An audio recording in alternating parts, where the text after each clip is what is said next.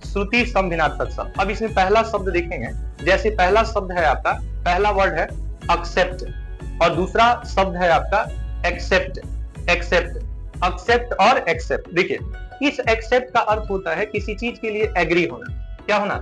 Agree होना। जब आप कोई चीज के लिए क्या होते हैं? सहमत होते हैं, सहमत होते हैं या सहमति प्राप्त करते हैं, तो इसको हम लोग बोलते हैं एक्सेप्ट, जिसका अर्थ होता है स्वीकार करना। सहमत होना या स्वीकार करना। स्वीकार करना मीन्स क्या? सहमत और स्वीकार करना मतलब किसी चीज के लिए आप एग्री हुए। जैसे you must accept that he lied, तुम्हें अवश्य स्वीकार करना चाहिए कि उसने झूठ बोला।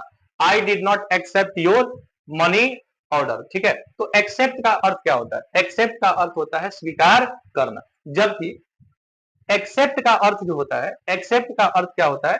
इसका अर्थ होता है छोड़कर, को छोड़कर या के सिवाय, के सिवाय, के सिवाय या को छोड़कर, को छोड़कर, के सिवाय या को छोड़कर। जैसे ही लाइक्स एवरीवन, वह सबको पसंद करता है, एक्सेप्ट यू मतलब तुमको छोड़कर, यानी तुम्हारे सिवाय वह सबको पसंद करता है। तो इसमें आपको समझना क्या है कि इस एक्सेप्ट का अर्थ होता है स्वीकार करना, एग्री करना।